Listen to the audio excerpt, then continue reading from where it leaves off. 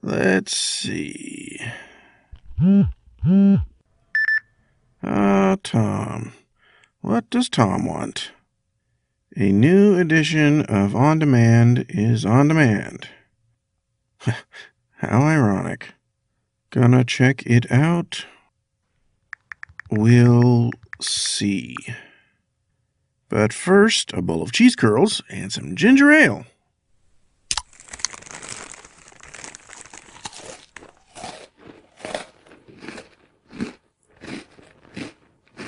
On demand.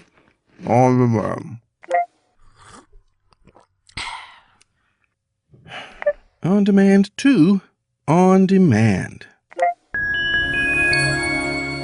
If you watch On Demand, then welcome. This is On Demand, too, for people that like to be demanding about what's on. This block of sketch-based programs starts in the heart of Grace Hospital.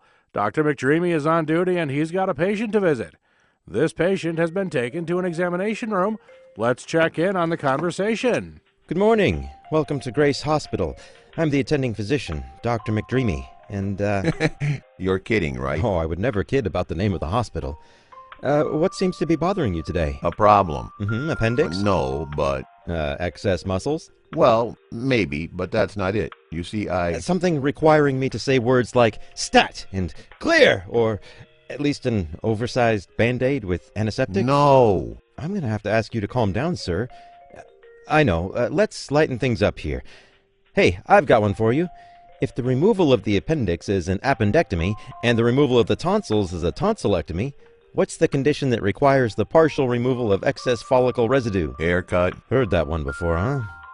By the way, you can call me McDreamy. I'd rather walk barefoot in snow. I'd rather gargle with gravel. I'd rather crush pretzels with my eyelids. You can do that? Do you have any pretzels on you? No. Good. Then yes, I can do that. Is your problem lying? Well, I'd be lying if I said that wasn't a problem, but that's not why I'm here. Well, wax on, Daniel-san. Proceed. I have a full-blown case of grudge, and I don't know what to do with it. Ooh, yikes. Not even 2 aspirin and a morning phone call can fix that. Is it terminal? Perhaps, but we might have caught it in time. Will it require a hospital stay? Well, not unless you enjoy spending lots of money for marginal room service. Is there something I can take for it? As a matter of fact, there is. Regular doses of Matthew 10:8 should do the trick. Matthew 10:8. Sure. Here are the instructions. Give as freely as you have received. Give as freely as you have received? Yep. Thanks for dropping by. Glad we could help. Have a nice day. Hey, wait a minute. What did I ever receive? Life hasn't exactly been the nicest to me. That's where most people make mistakes. What are you talking about? Well, can you breathe? Yeah, but... And can you think? I'm not sure I understand. Can you use your muscles to crush aluminum cans on your kneecap? Odd, but... Well, then it's time to give back. I thought you could help. I just did. God gave you everything. He's offered you air to breathe, water to drink, food to eat, and the ability to work. He's offered forgiveness for all the stupid things you've done. Hey. We've all done stupid things. Like the time I tilted the vending machine in an attempt to get an extra bag of cheese nibs. Ooh, you're a rebel. Not proud of it, my friend. But Jesus offers us a forever with him. And best of all, he offers love. So I'm supposed to give back to others? Because he gave to you. What about the way I feel? Feelings are useful, but kind of subjective. So what do I rely on? Facts. Pure, simple, unfiltered facts. Okay, so I should forgive. I got it. But I could put it last on my bucket list? That's about the dumbest idea I've ever heard. Hey. Oh, no offense. I'm just calling it like I see it. So what do I do? Forgive now. Have peace for a really long time. Hold up, wait. Explain the forgiveness thing again. Okay, try this. When you don't forgive, it's like drinking poison and hoping the other person gets sick. Wow, profound in an existential kind of way. Nope, pure fact, my friend. Profound, yes. Existential, no. Well, gotta run. Do you have anything for extra long toenails? Clippers? What about pimples? Pimple pads, but don't eat them. Hey, you're all right, Doc. And I'm feeling less threatened than I did a few minutes ago. Sorry, but I honestly thought you were going to hurt me. Maybe we can mutually forgive each other. Healing has begun, my friend. Hey, were you serious about that whole crushing pretzels with your eyelid thing? No, I wasn't. Whew, and the relief gets greater. Grace Hospital is brought to you by the pharmaceutical industry, where side effects are guaranteed. Excuse me, sorry about that.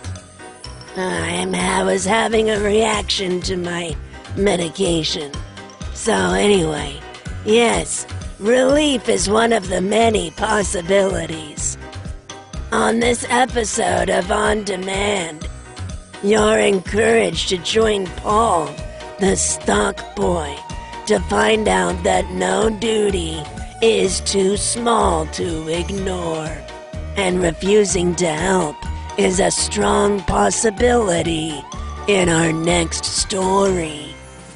Starting now. I'm not sure what's going on, Paul, but you haven't been doing your job. That's ridiculous, Grant. Of course I've been doing my job. You were hired as a stock boy, yet the store shelves are empty. So what's your point?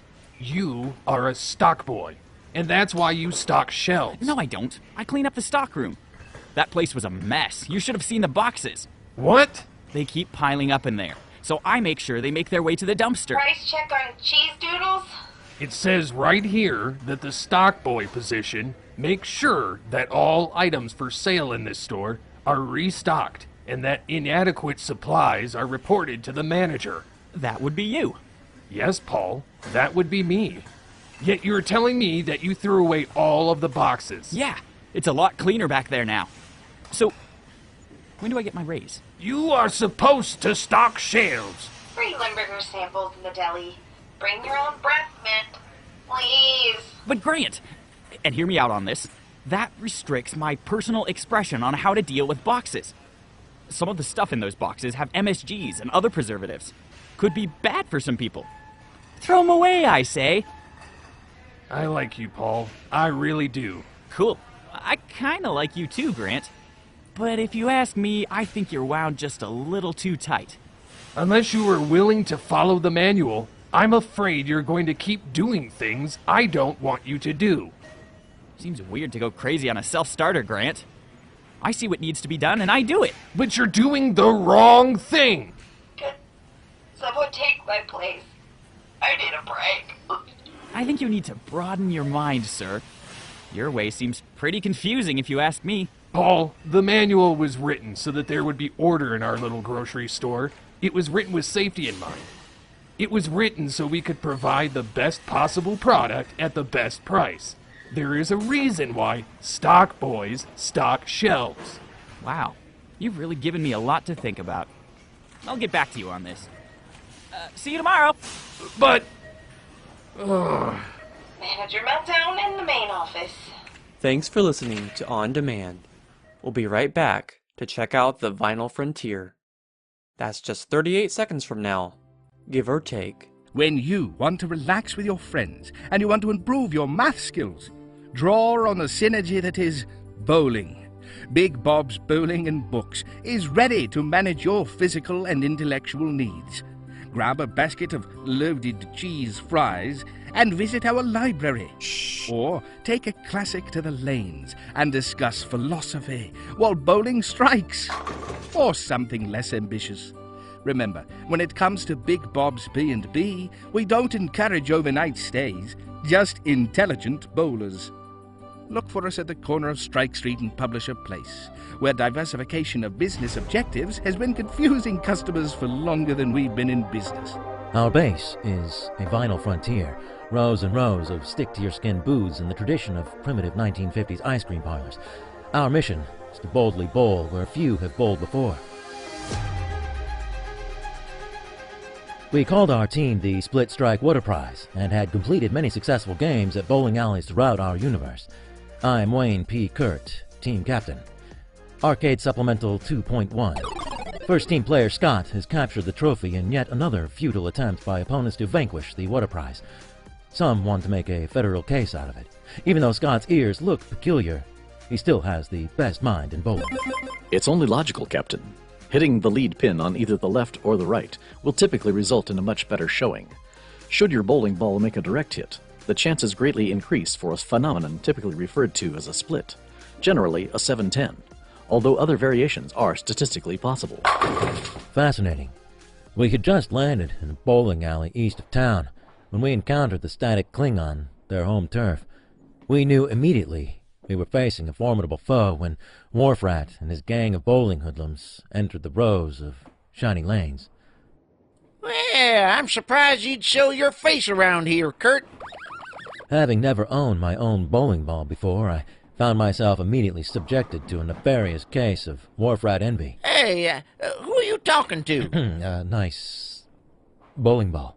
Thanks. So, are we going to play? Or what? Oh, sure. Now, don't overact on me here. Now, how do you do that? Sensors indicate an unusual buildup of envy in this quadrant. Can you be sure, Scott? Can any of us really be sure? Hey, could you check your device for the current location of overacting? I understand it's very close by. It suddenly occurred to me that the captain of our bowling league had unjustly been subjected to too many reruns of a popular television space exploration series, circa 1965. What are you saying, Scott? I believe I was clear on that point, Captain. You might have been, but I didn't understand the word you said. That would mean I need to be paying attention. By the way, who are you talking to? I believe it's your turn, Captain. You know, Wharfrat, you don't stand a chance against the water prize. If you insist on continuing with this little game of yours, you will lose. Do you hear me? You will lose. Yeah, I think we heard you. Didn't you hear him? Yeah, he heard you too. All right. Here I go. Now, excuse me, Kurt, but you've got my bowling ball. Oh, do I? So I do. Shiny. Yeah. How about you put that thing down and back away, slowly? What? Do you think I'm going to steal it? Or something? I was beginning to think that Kurt was up to no good. He had a reputation of putting up a fair fight, but I was going to keep a close eye on my pal Spaulding. That's a bowling ball. Who are you in conversation with, Worf? I don't have any idea, but I figure if you could do it, so could I. Fascinating. If we're going to make the 9:30 at the Palm Frond Bowling Lawn, we've got to kick this game into warp speed, factor 9. And nice delivery. Thank you. Oh, would you look at the time? Scott, we've got to go. Not so fast, Captain Kurt. What is it now, Worf? Rat? I'll give you the opportunity to give me back my bowling ball, or I'll have to bring you up before the Bowling Federation. You wouldn't dare. You wouldn't dare! You wouldn't dare! You just try me. I couldn't help overhearing this somewhat inopportune fracas. Well, with those ears, it doesn't surprise me. They are rather pointy, but I'm still trying to figure out what he's saying. Rough translation, he heard we had troubles. Scott, why can't you talk like that? Don't look at me. I didn't write these lines. Would you just give him the ball? Oh, all right. It's just that I'm tired of using whatever chipped balls we find in these low-rent bowling lanes. Hey now, have you ever thought about developing a budget? You might be able to buy your own.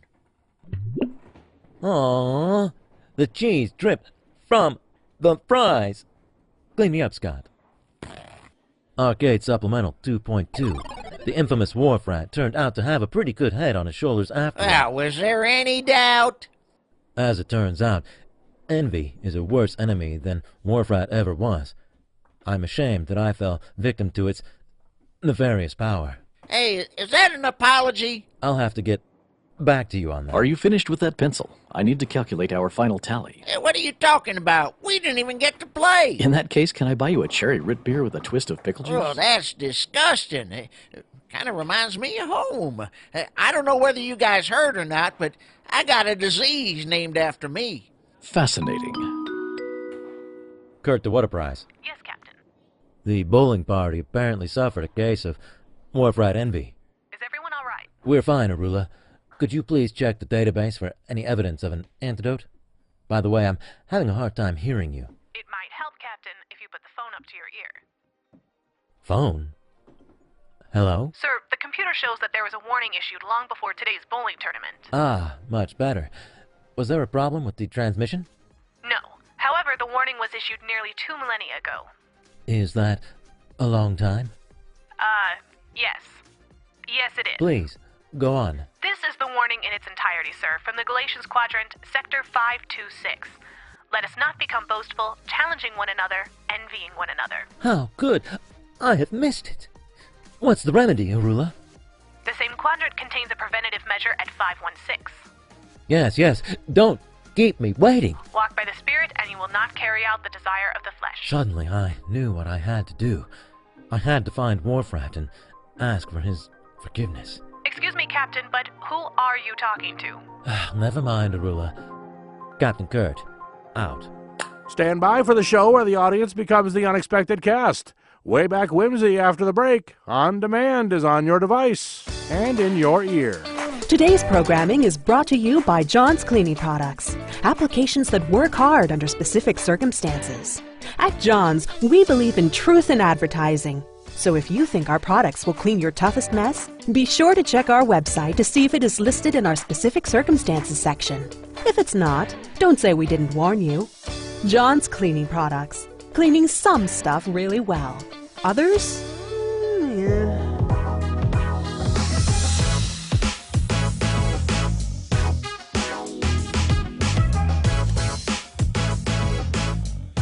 Welcome to Wayback Whimsy, the show where we make you the star, and all you need to do is read your lines.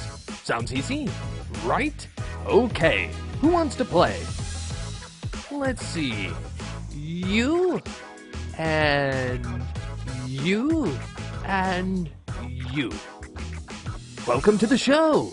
I'm so excited. Tell us about yourself. My name is Lisa. I'm 32, and I sell lots of used things on the internet. Welcome, Lisa. Here's your script. You will be playing the role of Mother. Oh, and don't look at the script until we're ready. Got it. And you, sir? Yeah, my friends call me Louis. And your mom? She calls me Bird Dog. Long story. No one's got time for that. Gotcha, Bird Dog. You'll be playing Man in today's performance. Man? So, when the script says man, you read what follows. And you, miss? I'm 24, I live in a house, and my name is Michaela. Well, okay then. Here's your script. I've never done anything like this. Few people have, Michaela. So, if you're all ready, we'll have our orchestra start, and then you take off. And action!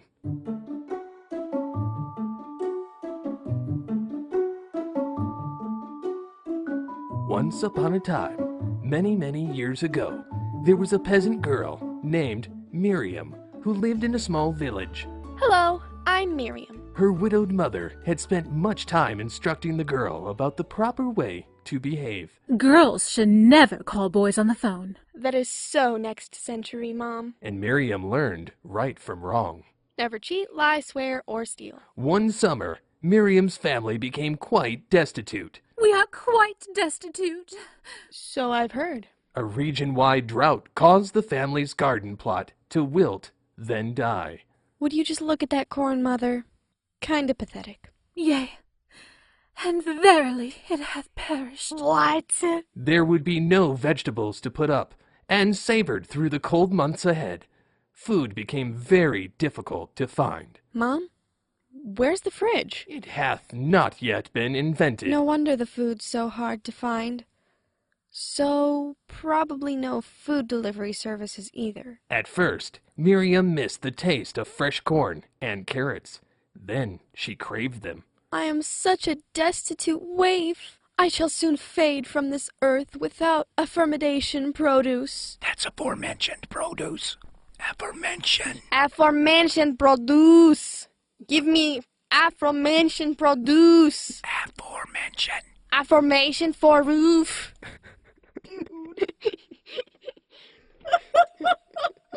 Rough translation? She was hungry. Each day, Miriam had to venture further from home to find water for her family's needs. Haven't they ever heard of indoor plumbing? And every day, she desired what she had always taken for granted. Like a big pot of pinto beans. Then the day came when Miriam discovered the well. Would you look at that? Water sprang forth, providing fresh, clean, cold water from deep under the ground. Water does a body good. She followed the stream as it flowed from the well and discovered a beautiful garden filled with sweet corn, potatoes, carrots, and cabbage, and a generous variety of vegetables more numerous than she had ever seen. Would you look at that? She could almost taste a fresh pot of homemade stew, made from the abundance of these beautiful plants. The longer she looked at the garden, the more she desired the crops. I gotta have 'em! After entertaining the idea for far too long, Miriam hurriedly loaded her apron with as much vegetables as she could carry, and then she returned home, glancing furtively behind her, knowing she had stolen, knowing that what she had done was wrong. Where did you get those vegetables? A man's voice startled Miriam. She stammered. I found them. In the middle of a drought? He challenged gently. Miriam rustled with defiance. I was hungry. Then anger. Doesn't he have anything better to do than look for vegetable robbers? Followed closely by a rather feeble attempt at justifying her act of thievery. I was just thinking of dear old Mom. In the end, she could do no less than admit that she had indeed stolen the garden produce. I did. You did. I was really hoping for a different outcome. I know that you took my vegetables. Sure, 'cause the loudmouth host over there told you. No. Well, yes, I did hear him say that, but I saw you take them. The man stated. Your vegetables? I am blustered. Miriam blustered. 'Tis true. I've worked hard all summer growing these crops, and I had grand plans for them. The man added significantly. I kind of feel bad. Miriam bowed her head. Oh. The man was warmed by Miriam's act of contrition. Sir, I think we can take it from here.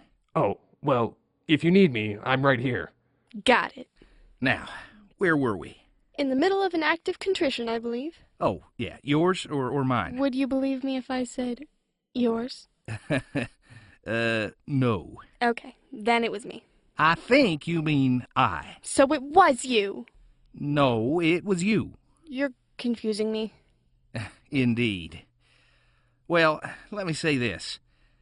I am willing to extend to you either mercy or grace. Which is your desire? Aren't they the same thing? They are not, my lady. Well, then please explain mercy. Well, if I were to give you mercy, you would be completely forgiven for taking my vegetables. Then I want that. Perhaps. Yet, you will hear the matter of grace. If I extend grace, you would be invited to come and gather any vegetables from my garden that you like, at any time you like. It would be as if you were a member of my family, with all the rights of a daughter. Miriam marveled at the gifts offered to her. She knew that she did not deserve the man's kindness, and yet she longed in equal measure for both mercy and grace. Sorry, old habits. Proceed. Sir, I don't deserve mercy or grace. I don't deserve the rights of a family member. Still, I can't return home without having both. My dear child, you shall indeed have both, mercy and grace. For in my mercy I will not exact a punishment that you justly deserved, and in my grace I will give to you what can never be earned. Will you accept my gift? Yes. Thanks for joining us on Wayback Whimsy, where mercy and grace are in review, and our actors are as on point as they can be without practice. The theme of grace continues in just a moment, and it happens with a phone, but doesn't result in the satisfaction one user is looking for. From the people who love to sell you stuff because you saw it on TV comes something entirely new and marginally different. Gummy Checkers. Gummy Checkers. Gummy Checkers. The new game where you devour your opponent's pieces.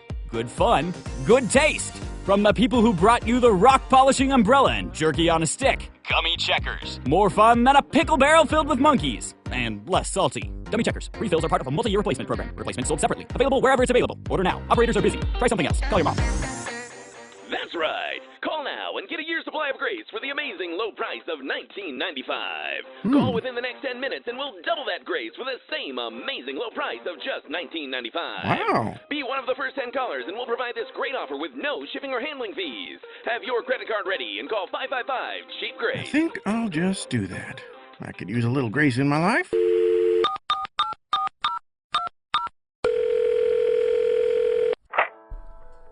you for holding. It is customers like you that make our job so rewarding. Please stay on the line. Currently, our operators are working with other customers and will be taking the same care and attention to detail when filling your order. Thank you for calling Cheap Grace. Thank you for holding. It's customers like you that make our job so... Hello, my name is Stacy. Thank you for calling Cheap Grace. How many years of our product will you be needing today? Well, I guess I wanted the special that was just announced on TV. Which one would that be, sir? The one that offered grace for $19.95 for a year's supply, with a bonus year and free shipping. Oh, yeah. Which card will you be using today? Discovering the Masters Express Visa. Your card number. 5555-5555-5555-5555. All fives? Yes. How convenient, sir. Now, as a preferred customer, I'm authorized to offer you a free trial of Mercy. This trial is available to you because of your standing as a valued customer and will be sent in your grace packet. Your credit card will be charged $5.95 a month after the initial free trial. Well, I hadn't really thought about any additional purchases. I think the offer of grace will be enough for today. Perhaps I didn't explain myself well enough, sir. The bonus Mercy won't cost you a dime. For the first month, Yes, that's right. I think I'll pass for now. Thank you. Roy, because you were one of the first, 10 callers, I've been authorized to provide a 3-month free trial of kindness and as a special bonus gift, a 1-month supply of joy. It's free? Well, after the trial period, your card will be charged $24.99 per month for these 2 special items, but you can cancel at any time. I think I'll have to pass on that one, too. My budget's a little tight right now. But that's the beauty, Roy. You won't have to pay anything for at least a month, and then we simply bill your credit card. What could be easier? I still think I'll pass. Thanks. Before you go, our president has just informed me that you're eligible for a 6-month supply of love. Free? Love? Well, no, not exactly. Remember, there's nothing free in this life, Roy. But this offer does provide the benefit of love for a full half year, and you can cancel at any time by calling the toll-free number, which is located in the small print found at the bottom of the 6th page on your invoice. I will also be able to send valuable coupons good on a number of other products, including goodness and self-control. I could use some self-control right now. I think I'll pass. Don't you want love, Roy? Well, yes, but the only reason I called was because I thought the offer of grace for a couple of years sounded like a good idea. Now I'm beginning to wonder. You know, Roy, I think you might benefit from a free trial of patience. Oh! When making recipes, it may be no secret that you can substitute one ingredient for another and have similar results. For example, you can use butter, or you can substitute certain cooking oils, applesauce, or yogurt. And if you're using an egg in baking, you can substitute a half a banana per egg. It seems like more cooking hacks are being discovered all the time. This shouldn't come as a surprise. People have been making substitutes in every area of life. For example, the search continues for a better alternative to grace, mercy, and truth. But somehow, it doesn't leave life's recipe better for the exchange. Never fear, someone will keep trying until they learn that for some things, there will never be a good substitute. Are you lost? Yes. What is your name, son? My friends call me Paul. What's your name, mister? Geppetto. My friends call me G. Hey, that's a great hat. Where did you get it? It came with a puppet I used to play with. Oh? Geppetto and Paul Nokia walked down the street talking as they went. G wondered about the young boy's stuffy condition and was concerned that it only seemed to be getting worse. Not knowing what else to do, Grant invited Paul to spend the night and promised to look for the boy's parents in the morning. However, in the middle of the night, Paul quietly left the house and walked down the street, where he was met by a hairy, odd preacher. What are you doing out so late? I was just on my way back home. Didn't I see you sneak out of that window? No, that wasn't me. Are you sure? I'm not lying. Oh, I've seen this type of thing before. You're not telling the truth. And when little boys your size refuse to tell the truth, their noses get plugged up. My nose isn't plugged. Oh, yes, it is. If you want to find real joy, then you must stop saying things that aren't true.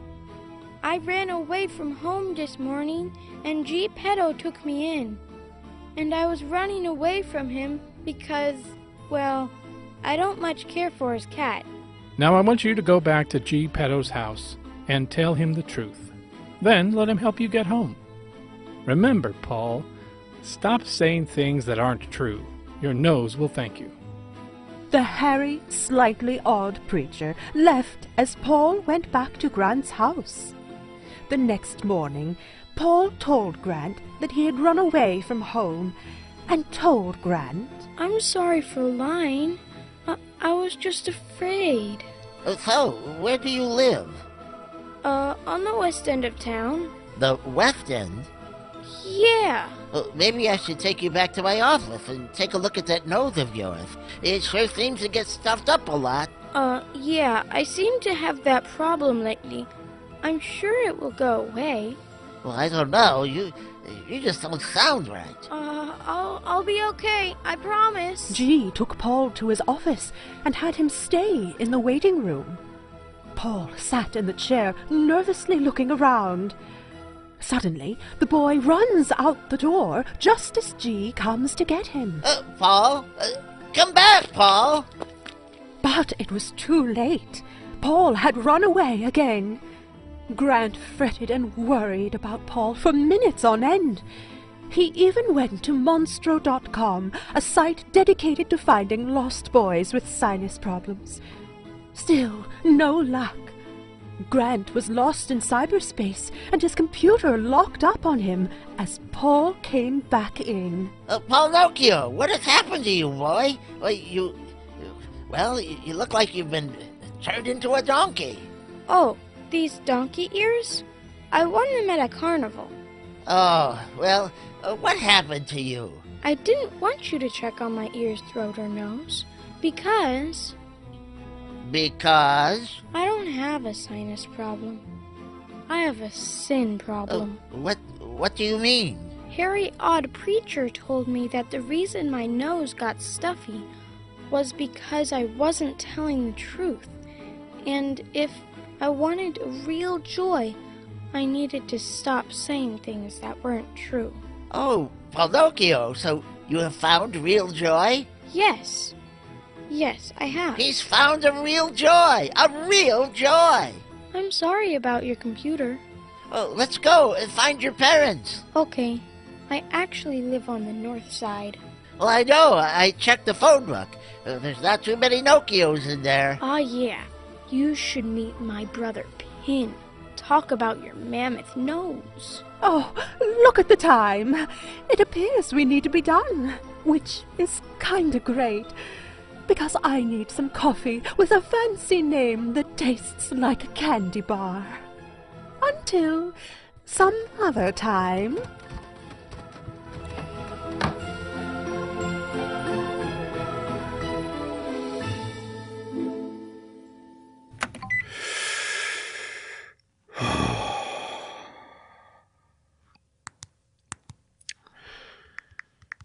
Thanks for telling me about On Demand. I've got more stuff to think about. Probably what you were hoping for. Call ya soon.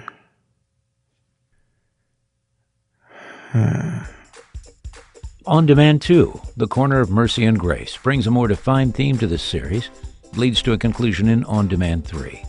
I'm series creator and writer Glenn Haskell, and I'm grateful for the help offered by some very talented voice actors. A show like this would be impossible without the help of a team. Neither I found them or they found me, but it's been a remarkable relationship. To tell you more, Henry Daynard.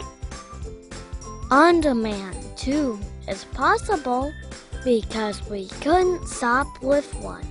It's the people that joined me on the adventure that gave it fresh life. Let me tell you about them.